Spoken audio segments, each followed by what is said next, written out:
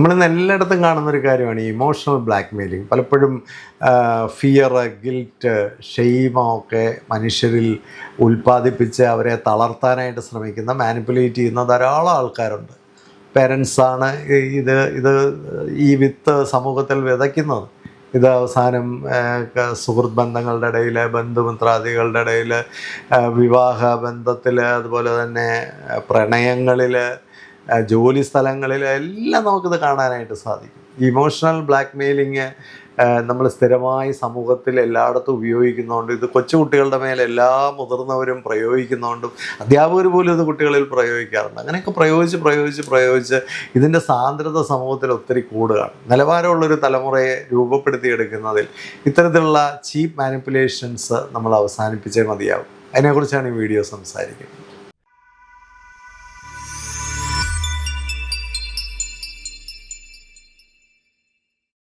കഴിഞ്ഞ ദിവസം ഒരു ഹൈസ്കൂളിലെ കുട്ടികൾക്കായിട്ടൊരു ഗൈഡൻസ് പ്രോഗ്രാം നടത്തുകയായിരുന്നു. ക്ലാസ്സിൻ്റെ ഇൻ്റർവെൽ ടൈമിലും അതുപോലെ തന്നെ ക്ലാസ് കഴിഞ്ഞൊക്കെ ധാരാളം കുട്ടികളാണ് അടുത്ത് വന്ന പല സംശയങ്ങളും പല ആകുലതകളും ഒക്കെ പങ്കുവച്ചത്. പ്രധാനമായിട്ടും ഞാൻ അവരിലൊക്കെ കണ്ട ഒരു കാര്യം, അവർ ഒരുപാട് ഇമോഷണലായിട്ട് ബ്ലാക്ക് മെയിൽ ചെയ്യുന്നുണ്ട്. മുതിർന്നവർ, പ്രത്യേകിച്ച് പേരൻസും ഈവൻ ടീച്ചേഴ്സ് പോലും പലപ്പോഴും അവർക്കിഷ്ടമില്ലാത്ത കാര്യങ്ങൾ, അല്ലെ അവർക്ക് പറ്റാത്ത കാര്യങ്ങൾ, അവർക്ക് പ്രയാസമുള്ള കാര്യങ്ങളൊക്കെ വരുമ്പോൾ അത് ഒരു മാനിപ്പുലേറ്റീവായിട്ട് അവരെ കൊണ്ട് ചെയ്യിക്കാനോ അവരെ ഒക്കെ നിർബന്ധിക്കാനോ ഒക്കെ പലപ്പോഴും അവർ ശ്രമിക്കുന്ന ഒരു ഇമോഷണൽ ബ്ലാക്ക് മെയിലിംഗ് ആണ് ഉപയോഗിക്കുന്നത്. പലപ്പോഴും ഇത് കുട്ടികളെ സംബന്ധിച്ച് ഇത് ഗുണമാണോ, ഇത് ദോഷമാണോ? പലരും വിചാരിക്കുന്ന ഇതൊക്കെ കുട്ടികളെ സംബന്ധിച്ച് വളരെ ഗുണം ചെയ്യും. കാരണം നമ്മൾ എങ്ങനെയെങ്കിലുമൊക്കെ കുറച്ച് ഇമോഷനൊക്കെ ഉപയോഗിച്ച് അവരെ കൊണ്ട് പലതും ചെയ്യിച്ചു കഴിഞ്ഞാൽ അവർക്ക് അതിൻ്റെ ഗുണം നാളെ ലഭിക്കും എന്നൊക്കെയാണ് പലരും കരുതുന്നത്. പക്ഷെ പലപ്പോഴും നമ്മൾ മനസ്സിലാക്കേണ്ടത് ഈ ഇമോഷണൽ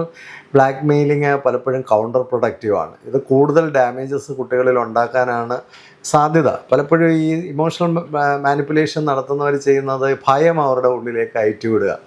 പലപ്പോഴും അങ്ങനെ ചെയ്താൽ ഇങ്ങനെ സംഭവിക്കുമെന്നൊക്കെ പറഞ്ഞിട്ട് പല ഭയപ്പെടുത്തുന്ന കാര്യങ്ങളും പറഞ്ഞ് അവരെ നിർബന്ധിച്ച പല കാര്യങ്ങളും ചെയ്യിക്കാനായിട്ട് ശ്രമിക്കുന്നു. പേരൻസ് പലപ്പോഴും ഉപയോഗിക്കുന്ന ഒരു രീതിയാണ് ദൈവം പൊറുക്കത്തില്ല, ദൈവം നിന്നെ വിടത്തില്ല, ഇങ്ങനെ ദൈവവും പള്ളിയും ഒക്കെ പറഞ്ഞിട്ട് അങ്ങനെ ഭയം കയറ്റി കുഞ്ഞുങ്ങളെ പല കാര്യങ്ങളും ചെയ്യിക്കാനായിട്ടൊക്കെ ശ്രമിക്കുന്നത് കണ്ടിട്ടുണ്ട്. വേറൊന്ന് ഗിൽറ്റാണ്, അവരിലൊരു കുറ്റബോധം നിറയ്ക്കുക. ഇങ്ങനെയൊക്കെ ചെയ്തു കഴിഞ്ഞാൽ നിന്നെപ്പറ്റി എന്തായിരിക്കും അച്ഛൻ വിചാരിക്കുന്നത്, അല്ലെ ഇത് ഇത്രയും വലിയൊരു മഹാഭാവം വേറെ ഉണ്ട്, ഇങ്ങനെയൊക്കെ പറഞ്ഞ് അവരിൽ ഭയങ്കരമായിട്ട് കുറ്റബോധം നിറയ്ക്കാനായിട്ട് ശ്രമിക്കുക. ഒബ്ലിഗേഷൻസ്, നിനക്ക് വേണ്ടി എന്തും വേണ്ടി പ്രയാസമാണ്, എന്തും വേണ്ടി പണമാണ് നമ്മൾ ചിലവാക്കുന്നതെന്നറിയോ, ഇങ്ങനെയൊക്കെ കുഞ്ഞുങ്ങളോട് ഭയങ്കര ഒബ്ലിഗേഷൻസ് സൃഷ്ടിക്കുക.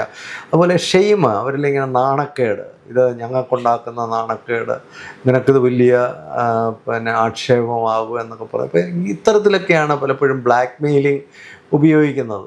പപ്പായിക്ക് ഇതറിയുമ്പോൾ പപ്പായിക്ക് ഉണ്ടാകുന്ന വിഷമം, അല്ലെങ്കിൽ ഇതിങ്ങനെ ചെയ്തില്ലെങ്കിൽ പപ്പായിക്ക് വരുന്ന വേദന, അല്ലെങ്കിൽ അമ്മ എന്ത് ചെയ്യുമെന്നറിയാമോ, അമ്മയെ ഇതങ്ങനെ ബാധിക്കുമെന്നറിയാമോ, ഇങ്ങനെയൊക്കെ പറയുമ്പോൾ പലപ്പോഴും സംഭവിക്കുന്നത് എന്നാന്ന് വെച്ചാൽ വളരെ വീക്കായിട്ടുള്ള കുട്ടികളോടാണ് നമ്മൾ ഇത്തരത്തിലുള്ള പല രീതികൾ ഉപയോഗിക്കുന്നത്. അവർ കൂടുതൽ ഡാമേജ്ഡ് ആകാനാണ് സാധ്യത. പലപ്പോഴും അത്തരം കുഞ്ഞുങ്ങളുടെ സെൽഫ് കോൺഫിഡൻസ് കുറഞ്ഞു. കാരണം ഒരു നോ പറയേണ്ടിടത്ത് ഒരു നോ പറയാനുള്ള സ്പേസ് കുട്ടികൾക്ക് കൊടുക്കുക എന്ന് പറയുന്നതിന് ഒരു ലോങ് ടേം ആയിട്ടുള്ള ഒരു ഇമ്പോർട്ടൻസ് ഉണ്ട്. കാരണം ഒരു കൊച്ചിന് ഒരു കാര്യം കഴിക്കാൻ വയ്യ, എനിക്ക് ഇത്രയും കഴിക്കാൻ വയ്യ, എനിക്ക് വേണ്ട, ഇത് മതി, എനിക്ക് 2 ദോശ മതി എന്ന് പറയാനൊരവസരം, അത് മുഴുവൻ കഴിച്ചില്ലെങ്കിൽ പിന്നെ ദൈവം ഇത് ചെയ്യും എന്നൊക്കെ പറയുമ്പോൾ ഒരു കുട്ടിക്ക് ഒരു സാഹചര്യത്തിൽ ഒരു നോ പറയാനുള്ള ഒരു ക്വാളിറ്റി ഡെവലപ്പ് ചെയ്യാനുള്ള അവസരം തന്നെ നമ്മൾ ഇല്ലാതാക്കുകയാണ്. ഇതാണ് നമ്മൾ ഇത്തരത്തിൽ ഇമോഷണൽ ബ്ലാക്ക് മെയിലിംഗ് കൊണ്ട് ഉണ്ടാക്കുന്ന ഒരു കുഴപ്പം. ഒരു കുഞ്ഞിനെങ്ങനെയാണ് നോ പറയേണ്ടത്,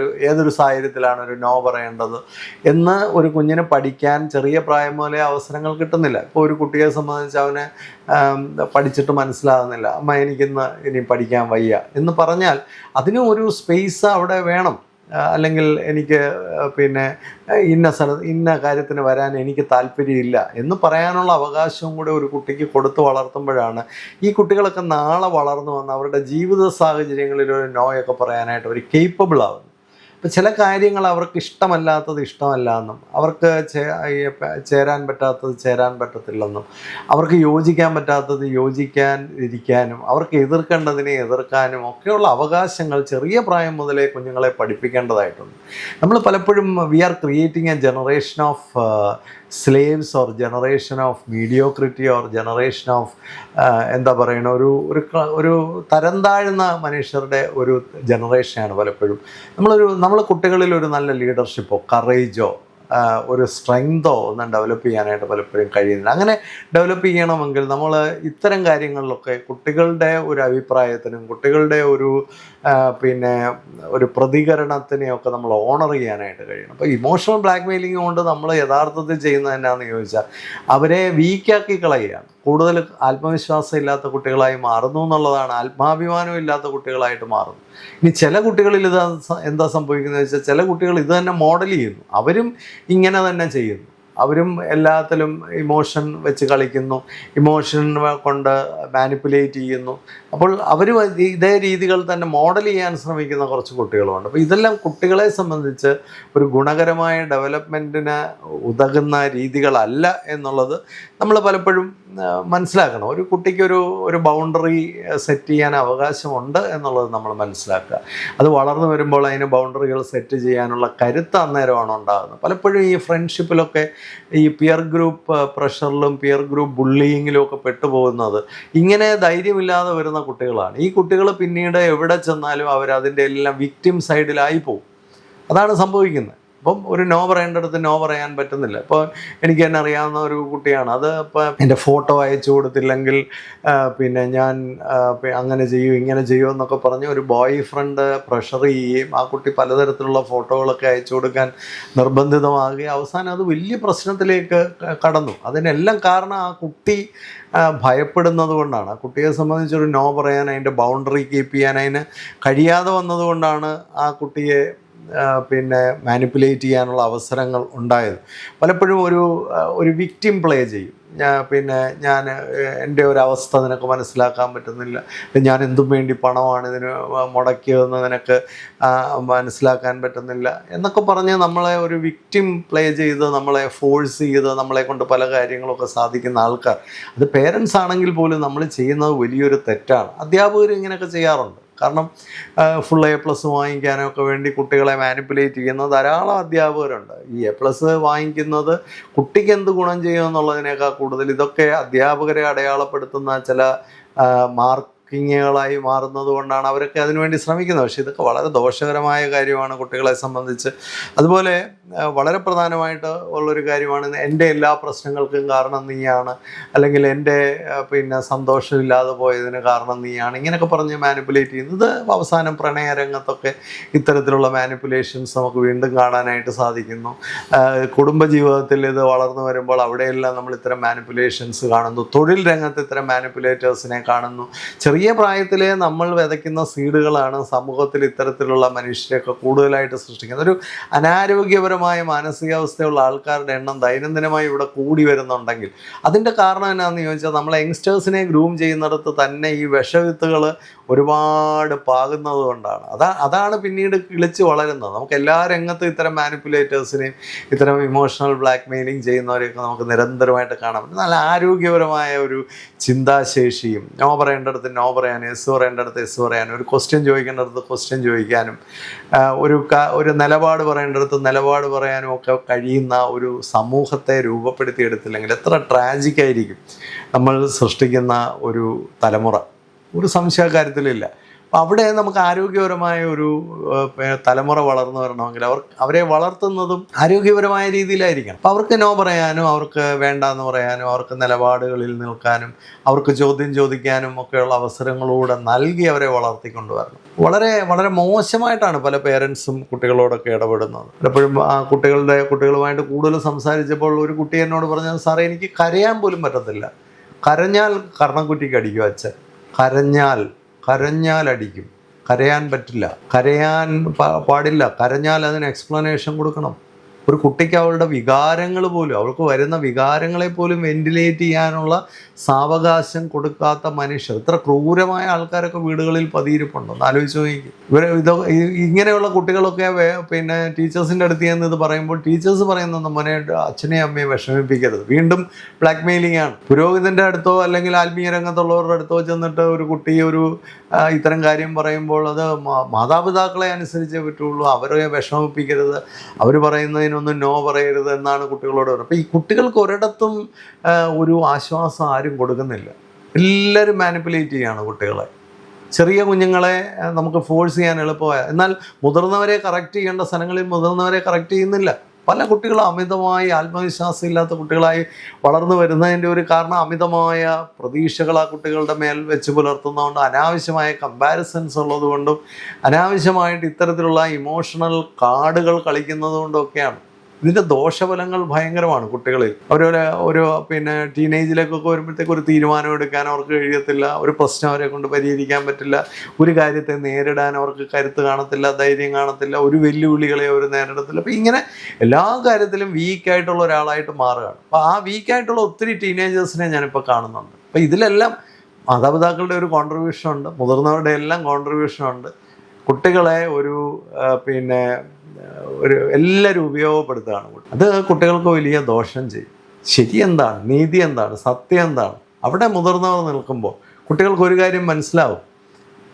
സത്യവും നീതിയും പിന്നെ ഒക്കെ ഇവിടെ സംരക്ഷിക്കപ്പെടും എന്നുള്ളൊരു വലിയ സത്യം കുട്ടികൾക്ക് കിട്ടും. ഒരച്ഛൻ്റെ അടുത്ത് വന്നിട്ട് ഒരു കാര്യം പറയുമ്പോൾ അതിൻ്റെ മെറിറ്റിൽ കാര്യങ്ങളെ എടുത്ത് ആ കുട്ടിക്ക് വേണ്ടത് ചെയ്തു കൊടുക്കുക. അത് ചിലപ്പോൾ നമുക്ക് ചില നഷ്ടമുള്ള കാര്യങ്ങളാണെങ്കിൽ പോലും കുട്ടിയുടെ ഒരു സത്യത്തിന് വേണ്ടിയും കുട്ടിയുടെ ഒരു നോയ്ക്ക് വേണ്ടിയും ഒക്കെ ചിലപ്പോൾ നമ്മൾ നിൽക്കേണ്ടതായിട്ട് വരും. കുട്ടികളെ എപ്പോഴും നമ്മളുടെ ഒരു കൺവീനിയൻസിന് ഉപയോഗിക്കുകയല്ല ചെയ്യേണ്ടത്. കുട്ടികളുടെ കാര്യത്തിൽ ഒരു കൃത്യമായി അവർക്ക് ഫ്യൂച്ചറിസ്റ്റിക് ആയിട്ട് അവർക്ക് വളരാൻ വേണ്ട അനുകൂലമായ സാഹചര്യങ്ങളാണ് നമ്മൾ ഉണ്ടാക്കി കൊടുക്കേണ്ടത്. പല കുട്ടികളും ഇത് മോഡൽ ചെയ്യുകയും ചെയ്യും. കാരണം ഇത്തരത്തിലൊക്കെ അവരുടെ പേരൻസ് ഇങ്ങനെയൊക്കെ മാനിപ്പുലേറ്റ് ചെയ്തത് കൊണ്ട് അവരും ജീവിതത്തിൽ ഇതെല്ലാം മാനിപ്പുലേറ്റ് ചെയ്യാനായിട്ട് ശ്രമിക്കും. വിവാഹബന്ധത്തിലൊക്കെ ഇന്നുള്ള ഏറ്റവും വലിയ തകരാറ് അതാണ്. അമിതമായി പൊസസീവ് ആകുക, അതെല്ലാം ബ്ലാക്ക് മെയിലിംഗ് ആണ്. ഈ പൊസസീവ്നെസ്സിലെല്ലാം കാണിക്കുന്ന ബ്ലാക്ക് മെയിലിംഗ് ആണ്. നീ വേറെ ആരോടും സംസാരിക്കാൻ പാടില്ല, നീ വേറെ ആരോടെങ്കിലും സംസാരിച്ചു കഴിഞ്ഞാൽ പിന്നെ എന്നോട് സ്നേഹമില്ലെന്ന് ഞാനങ്ങ് വിചാരിക്കും, നീ രാത്രിയിലൊന്നും എന്നോടല്ലാതെ വേറെ ആരോട് സംസാരിക്കാൻ പാടില്ല, ഇങ്ങനെയൊക്കെ പറഞ്ഞ് ഇന്ന് കോളേജ് വിദ്യാർത്ഥികളുടെ ഇടയിലും സ്കൂൾ വിദ്യാർത്ഥികളുടെ ഇടയിലും എല്ലാം ഒരുപാട് മാനിപ്പുലേഷൻസ് നടക്കുന്നുണ്ട്. ഇങ്ങനെ വളർന്നു വരുന്ന കുട്ടികളാണ് ഈ മാനിപ്പുലേറ്റേഴ്സായി മാറുന്നത്. അവർക്ക് ഒരിക്കലും നല്ല പങ്കാളികളായി മാറാനോ, നല്ല ഫ്രണ്ട്സായി മാറാനോ, സമൂഹത്തിൽ നല്ല രീതിയിൽ ഇടപെടാനോ, തൊഴിൽ രംഗത്ത് നല്ല ക്വാളിറ്റിയോടെ പ്രവർത്തിക്കാനോ ഒന്നും കഴിയാതെ വരും. അപ്പോൾ സ്വാഭാവികമായിട്ട് ഈ ഇമോഷണൽ ബ്ലാക്ക് മെയിലിംഗ് ഒരു വലിയ അപകടകരമായ ഒരു രീതിയാണ്. അത് മാറ്റിയെടുക്കാനായിട്ട് നമ്മൾ ശ്രമിക്കുക. വൈകാരികമായി അതൊരു പിന്നെ മാനിപ്പുലേറ്റ് ചെയ്യുന്നതൊക്കെ വലിയ ബുദ്ധിയാണെന്നൊക്കെ ചിലരൊക്കെ കരുതി വയ്ക്കുന്നെങ്കിൽ ഒരു കാര്യം നിങ്ങൾ മനസ്സിലാക്കിക്കണം, നിങ്ങൾ വളരെ ചീപ്പാണെന്നുള്ളതിൻ്റെ ഒരു പ്രതിഫലനമാണ്. ഇമോഷണൽ ബ്ലാക്ക് മെയിലിംഗ് ഒക്കെ വളരെ ചീപ്പായിട്ടുള്ള ആൾക്കാരുടെ ഒരു രീതിയാണ്. ഫ്രണ്ട്ഷിപ്പിലൊക്കെ അത് കൊണ്ടുവരുന്ന ആൾക്കാരുണ്ട്. ഫ്രണ്ട്ഷിപ്പൊക്കെ അങ്ങോട്ടും ഇങ്ങോട്ടും ഒരു ഗിവ് ആൻഡ് ടേക്ക് ആയിട്ട് നിൽക്കേണ്ടതാണ്. അവിടെയൊക്കെ പിന്നെ ഒരു ബർത്ത്ഡേ മറന്നുപോയി എന്നൊക്കെ അതിനെയൊക്കെ അങ്ങ് ആളി കത്തിക്കുക, അല്ലെങ്കിൽ ഒരു പ്രോമിസ് പറഞ്ഞു പോയ ഒരു പ്രോമിസ് ചെയ്യാൻ പറ്റിയില്ല എന്നൊക്കെ പറഞ്ഞാൽ അതിനെയൊക്കെ ഇതൊക്കെ നമ്മൾ മനസ്സിലാക്കേണ്ടത് ഇതൊക്കെ എല്ലാവരുടെയും ജീവിതത്തിൽ സംഭവിക്കാവുന്ന കാര്യങ്ങളാണ്. അപ്പോൾ അതിനൊക്കെ അതിൻ്റേതായ ഒരു മാന്യതയൊക്കെ കൊടുത്തുകൊണ്ട് അങ്ങോട്ടും ഇങ്ങോട്ടും മനസ്സിലാക്കാനും കുറച്ചുകൂടെ എംപതറ്റിക്കലാകാനും ഒക്കെ കഴിയണം. അപ്പോൾ ഓണർ ചെയ്യാൻ പഠിക്കണം. എല്ലാ മനുഷ്യർക്കും അവരവരുടേതായ ഒരു പേഴ്സണൽ സ്പേസ് ഉണ്ടെന്നും ആ സ്പേസിനകത്തോട്ട് നമ്മൾ അനാവശ്യമായിട്ട് കടന്നു കയറരുതെന്നൊക്കെ എല്ലാവരും തിരിച്ചറിയാൻ പഠിക്കണം. ആ ഡീസൻസിയൊക്കെ മെയിൻറ്റെയിൻ ചെയ്യുമ്പോഴാണ് നമ്മളൊക്കെ ക്വാളിറ്റിയുള്ള മനുഷ്യരാകുന്നത്. ക്വാളിറ്റിയുള്ള മനുഷ്യരിൽ നിന്നാണ് ക്വാളിറ്റിയുള്ള പിന്നെ തലമുറയൊക്കെ രൂപപ്പെടുന്നത്. വളരെ പ്രധാനമായൊരു കാര്യമാണ്. ഇതിനൊക്കെ നമ്മൾ ചിന്തിക്കുക. ഇതൊക്കെ വളരെ ചിന്തിക്കേണ്ട കാര്യങ്ങളാണ്.